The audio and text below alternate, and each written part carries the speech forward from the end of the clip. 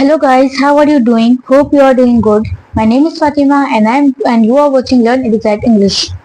So guys, basic English grammar series की एक शुरुआत मैंने की है जिसमें मैं बिल्कुल बेसिक से इंग्लिश बोलना सिखा रही हूँ। तो अगर आप एक बिगिनर हैं या फिर ऊपर के लेवल्स के हैं तो आप सभी के लिए ये वीडियो इक्वली इम्पोर्टेंट होने वाली है, क्योंकि इस सीरीज में मैंने बिल्कुल शुरुआत में बहुत ही बेसिक वर्ड्स दिखाए हैं, जैसे कि बेसिक एंड इम्पोर्टेंट वर्ड्स।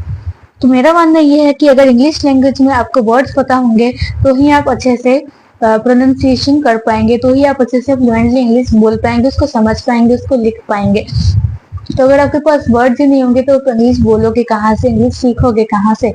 इसलिए गाइज, इसलिए जो हमारी सीरीज है जिसका ये डे 3 है, उसका जो टाइटल है वो है बेसिक एंड इम्पोर्टेंट वर्ड्स, यानी कि इसमें इस वाली सीरीज में भी हम बहुत ही ज्यादा बेसिक एंड इम्पोर्टेंट वर्ड्स सीखने वाले हैं।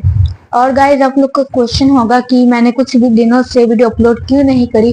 गाइज, कुछ प्रॉब्लम हो गई थी जिसकी वजह से मैं यूट्यूब पर वीडियो अपलोड नहीं कर पा रही थी, लेकिन सॉरी फॉर डैट। लेकिन अब से आज से सारी वीडियो जो है रेगुलर टाइम पे अपलोड कर दी जाएंगी, आपको कहीं और देखने की जरूरत नहीं पड़ेगी। मैं आपको गारंटी ले लेती हूँ कि अगर आपने पूरी सीरीज देख ली तो आपको इंग्लिश बोलने से कोई नहीं रोक सकता। अगर आपने इस सीरीज का एक वीडियो मिस कर दिया हो तो मेरी आपसे रिक्वेस्ट है कि आप प्लीज सारे के सारे वीडियोस देखिएगा। अगर कोई भी मिस हो जाए तो आप दोबारा देखिएगा, क्योंकि अगर आपने इस सीरीज का एक वीडियो मिस कर दिया ना तो आपके लिए बहुत ही ज्यादा नुकसान हो जाएगा। क्योंकि अगर आपने इस सीरीज का एक भी डे मिस कर दिया तो आप इंग्लिश बोलने के एक स्टेप से पीछे हो जाएंगे गाइस। तो मेरी आपसे सबसे रिक्वेस्ट है कि प्लीज, अगर आपने डे 1 और डे 2 नहीं देखा है, उस पहले जाकर आप डे 1 और डे 2 का जो सीरीज है वो हमारी देख ले। उसका लिंक मैं नीचे डिस्क्रिप्शन में दे दूंगी। सो गाइस, वीडियो को ज्यादा बढ़ाते ना हुए हमारा आज का सीरीज का डे 3 जो है वो स्टार्ट करते हैं। लेट्स बिगिन और देखते हैं कि आज के इस पट्टे पिटारे में क्या खजाना मिलने वाला है। So let's start. अब इंग्लिश ग्रामर बेसिक सीरीज का ये डे 3 है, जिसमें लिखा है possessive determiner and possessive pronoun. अब भाई, ये possessive determiner and possessive pronoun क्या होते हैं, तो मैं समझाती हूँ। First sentences is my, this is my marker. Your, is this your marker. Our, she is our teacher. His, this is his mother. Her, no, that is her mother. Sorry, no, that is her marker. There, it's their fault. It's, look at its tail। यानी कि यार, जितने भी यहाँ पे मैंने sentences बोले हैं, जैसे कि my, your, our, his, her, their, its, ये सारे के सारे पॉजिटिव डिटरमाइनर कहलाते हैं।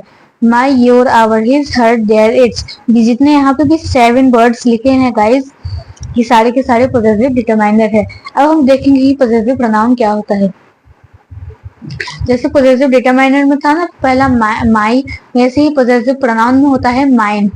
ओके, तो पॉजिटिव प्रोनाउन का फर्स्ट वर्ड जो है वो है माइन। माइन का सेंटेंस है दिस मार्कर इज माइन, यानी कि यह मार्कर या जो ये पेन है वो मेरा है। योर्स, यानी कि तुम्हारा। अब यहाँ पे ये क्वेश्चन पूछ रहे हैं कि इज दिस मार्कर योर्स, क्या ये जो मार्कर है, ये जो पेन है वो तुम्हारा है। उसके बाद आता है अवर्स, यानी कि हमारा। So she is a teacher of ours, वो हमारी क्लास की या फिर वो हमारी टीचर हैं। हिज, उसका। दिस मार्कर इज हिज, यह मार्कर उसका है। दिस इज हिज मार्कर भी लिख सकते थे पॉजिटिव डिटरमाइनर में, और पॉजिटिव प्रोनाउन भी आप लिखना चाहो तो और अच्छे से लिख सकते हो कि दिस मार्कर इज हिज। आप इन दोनों में से कोई भी लिखोगे वो गलत नहीं होगा।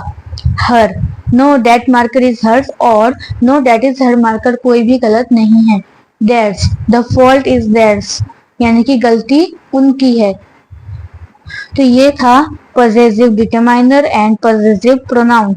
फिर से एक बार देख लीजिए पॉजिटिव डिटरमाइनर को। माई, योर, माई मेरा, योर तुम्हारा, आवर हमारा, हिज उसका, हर, हिज भी जो है वो उसके के लिए यूज होता है लेकिन लड़के के लिए यूज होता है, लड़की के लिए यूज नहीं होता है।